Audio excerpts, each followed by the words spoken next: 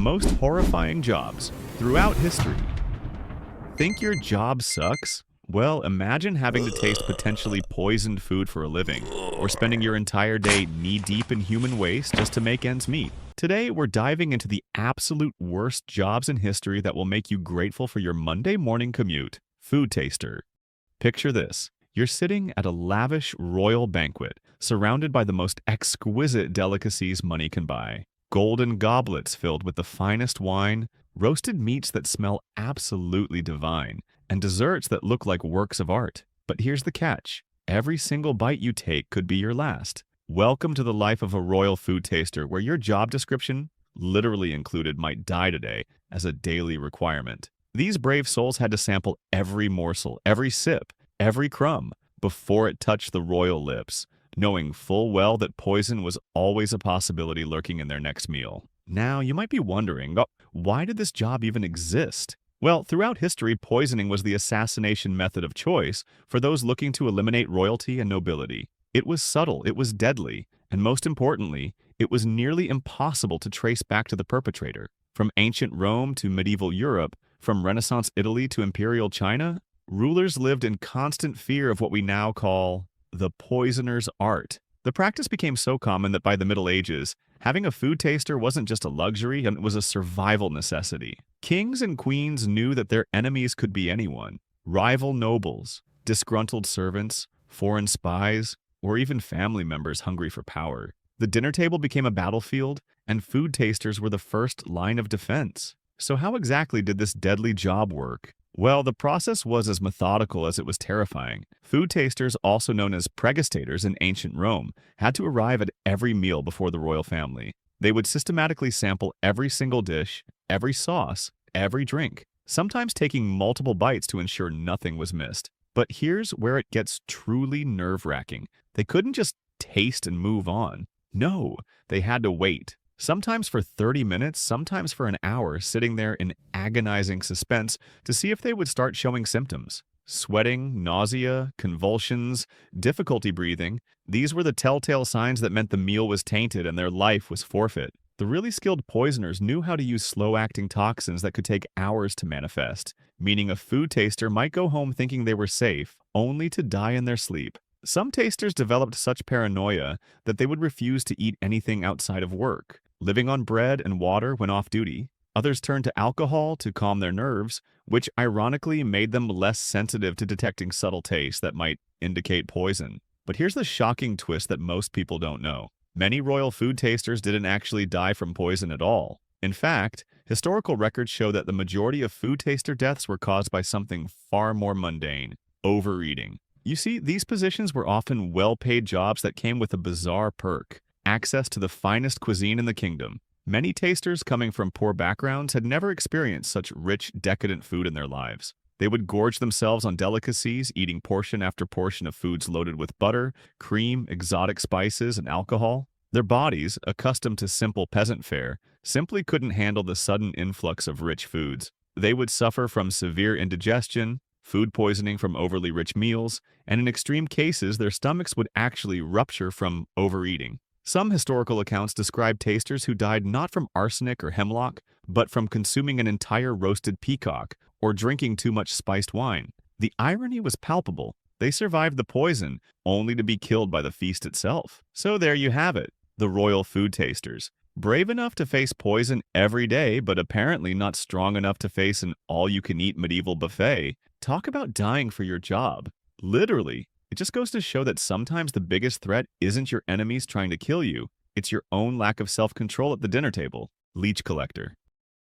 Imagine wading into a stagnant, murky swamp at dawn, the water reaching up to your thighs, thick with algae and God knows what else floating around. You're not there to fish. You're not there to hunt. You're there to become a human buffet for some of nature's most disgusting bloodsuckers. Welcome to the world of the leech collector, where your bare legs served as bait for slimy, writhing parasites that would latch onto your skin and slowly drain your blood. These people would stand perfectly still in fetid marshlands for hours, feeling dozens of leeches attach themselves to their flesh, growing fat and engorged with their blood, all while trying not to think about what diseases these creatures might be carrying. When they finally emerged from the water, they looked like something out of a horror movie, covered from ankle to hip in black, bloated, blood-filled worms that had to be carefully removed one by one. Now, you're probably wondering why anyone would willingly subject themselves to this nightmare. Well, believe it or not, this was actually a thriving profession from the 18th to the early 20th century, and it all comes down to medical beliefs of the time. You see, for over 2 millennia, bloodletting was considered one of the most important medical treatments available. Doctors genuinely believed that most illnesses were caused by an imbalance of bodily fluids, particularly an excess of blood. They thought that by removing bad blood from the body, they could cure everything from headaches and fever to mental illness and plague. Leeches were the preferred method because, unlike crude bleeding tools, they provided a more controlled and natural way to extract blood. The demand was absolutely enormous. A single hospital might use thousands of leeches per month. Major cities like London and Paris had entire districts dedicated to leech trading, and the creatures were so valuable they were often referred to as medical gold. This created a booming industry that required a constant supply of fresh, hungry leeches, and that's where our unfortunate collectors came in. The actual process of leech collecting was both an art and a nightmare. Professional collectors, known as leech gatherers, had to master techniques that would make your skin crawl. First, they had to identify the right type of water. Stagnant ponds, slow-moving streams, and marshy areas were prime real estate for medicinal leeches. The best collectors knew exactly which species to target, as not all leeches were suitable for medical use. They needed Hirudo medicinalis, the European medicinal leech, which could be distinguished from dangerous varieties that might carry diseases or inject harmful substances. The collection method was horrifyingly simple. Wade into the water wearing nothing on your legs, stand perfectly still, and wait. The leeches would detect the warmth and movement of blood in your veins and slowly make their way toward you. A good collector could attract 50 to 100 leeches in a single session, but here's where it gets truly dangerous. They couldn't just rip the leeches off. Doing so would cause the leech's teeth to break off under the skin, leading to severe infections. Instead, they had to wait for each leech to finish feeding and detach naturally, or carefully use salt or a heated knife blade to make them release their grip. Many collectors suffered from chronic anemia due to regular blood loss, and infections were common. Some developed a condition called leech addiction, where their bodies actually became dependent on the regular blood loss, and they would feel sick when they couldn't work. But here's the absolutely mind-blowing twist that nobody saw coming. Leech collecting was actually considered women's work. That's right.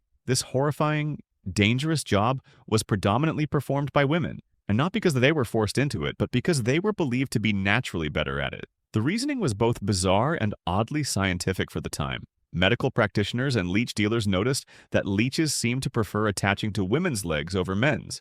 They theorized that women's skin was softer and their blood vessels were closer to the surface, making them more attractive to the parasites. Women's legs were also considered to have a more appealing scent to leeches. Yes, you heard that right. There were actual debates about whose legs smelled better to blood-sucking worms. Some sources even claim that menstruating women were the most effective collectors because the scent of blood made them irresistible to leeches. As a result, leech collecting became one of the few professions where women could earn more money than men doing the same job. Experienced female collectors were highly sought after and could command premium prices for their services. They formed their own guilds, passed down techniques through generations, and some even became wealthy enough to employ other women and run their own leech collecting businesses. So there you have it, the leech collectors, proving that sometimes the best way to get ahead in a man's world is to literally let bloodsuckers drain you dry. Who knew that having irresistible legs could be such a lucrative career move? It's probably the only job in history where the interview process involved standing in a swamp and seeing how many parasites you could attract. Talk about putting your best foot forward. Right into a leech-infested bog. Rat catcher. Picture crawling through pitch-black sewers, knee-deep in human waste and rotting garbage, armed with nothing but a stick, a bag, and your bare hands, hunting creatures that carry diseases capable of wiping out entire cities. Welcome to the world of the rat catcher, medieval Europe's most disgusting and dangerous pest control specialist. These brave souls spent their days and nights in the filthiest, most disease-ridden environments imaginable, pursuing rodents that were literally harboring death itself. They would slither through narrow drainage pipes, crawl under rotting floorboards, and squeeze into spaces so tight they could barely breathe, all while being surrounded by thousands of rats, their droppings, their parasites, and the fleas that carried the Black Death. Every single day was a gamble with mortality, not just from the plague, but from rat bites that could become infected, toxic gases in confined spaces, and the constant risk of getting trapped in collapsed tunnels or sewers. They emerged from their underground hunts covered in filth, reeking of death and decay, often bleeding from dozens of rat bites and carrying bags full of diseased rodent corpses that they had to dispose of without contaminating the entire city. The rat catcher profession reached its horrifying peak during the 14th to 17th centuries, when Europe was being systematically devastated by wave after wave of plague outbreaks. The Black Death alone killed an estimated 75 to 200 million people, roughly 30 to 60% of Europe's entire population, and medieval people quickly realized that rats were somehow connected to these deadly epidemics. What they didn't understand was the complex relationship between rats, fleas, and the Yersinia pestis bacteria that caused the plague, but they knew enough to recognize that wherever rats thrived, death followed. Medieval cities were essentially rat paradises, narrow, winding streets filled with open sewers, garbage dumps and food waste, wooden buildings with countless hiding places, and zero understanding of sanitation or pest control. Rat populations exploded to unimaginable levels. Some estimates suggest that major cities like London or Paris had rat-to-human ratios of 10 to 1 or even higher.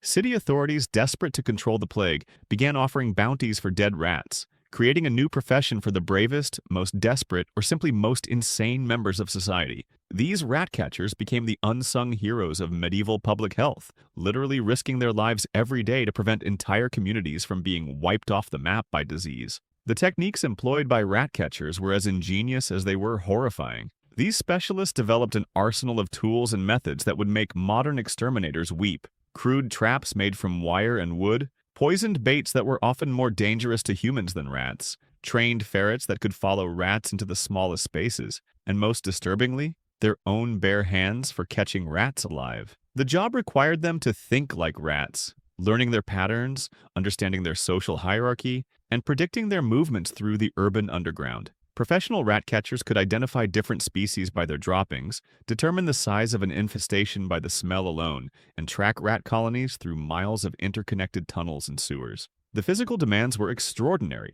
They needed to be small enough to fit through narrow passages, strong enough to fight off aggressive rats, some as large as cats, and flexible enough to contort their bodies into impossible positions. Many developed what they called rat sense, an almost supernatural ability to detect the presence of rodents in complete darkness. The health risks were astronomical. Beyond the obvious plague danger, rat catchers frequently suffered from leptospirosis, from rat urine, hantavirus from rat droppings, rat bite fever, and dozens of parasitic infections. Their hands and arms were constantly covered in infected wounds from rat bites, and many developed respiratory problems from breathing toxic gases in confined underground spaces. The mortality rate was so high that most rat catchers died within 3 to 5 years of starting the profession. But here's the absolutely mind-blowing twist that flips everything on its head. Many rat catchers didn't actually want to eliminate all the rats. They needed them to stay in business. Yes, you heard that right. The very people hired to solve the rat problem had a vested interest in making sure the problem never completely went away. This created one of history's most bizarre economic paradoxes. The most successful rat catchers developed sophisticated breeding programs, secretly maintaining populations of rats in hidden locations outside the city to ensure a steady supply of clients. They would catch just enough rats to satisfy city officials and collect their bounties, but never enough to actually solve the infestation problem. Some even developed elaborate schemes where they would release rats in rival neighborhoods to create new business opportunities, or breed particularly large, impressive-looking rats that would earn higher bounty payments. The really cunning operators formed underground networks, quite literally, where they would share information about profitable rat populations and coordinate their efforts to maximize earnings while minimizing actual pest reduction. They became master manipulators of supply and demand, understanding that their livelihood depended not on solving the rat problem, but on managing it. Historical records show that some cities unknowingly employed the same rat catcher families for generations, with the rat problem mysteriously persisting despite constant efforts to eliminate it. So there you have it, the rat catchers, the original masters of job security who literally bred their own problems to solve. They proved that sometimes the best way to guarantee steady employment is to make sure your services are always needed. It's the ultimate example of working smarter, not harder. Why eliminate your source of income when you can just manage it instead? Talk about playing the long game in pest control. If you enjoyed these absolutely insane historical jobs, smash that like button right now. It genuinely helps the channel grow and shows me you want more content like this. Drop a comment below telling me which job you think was the worst, or if you know any other horrible historical occupations I should cover next. I read every single comment and use your suggestions for future videos. Make sure you're subscribed with notifications turned on so you never miss our deep dives into history's most bizarre and unbelievable stories. Trust me, we've got plenty more where these came from. And if you're craving more historical content right now, check out our video on the most brutal punishments in history. I guarantee it'll make you grateful for modern justice systems. Thanks for watching, and I'll see you in the next one.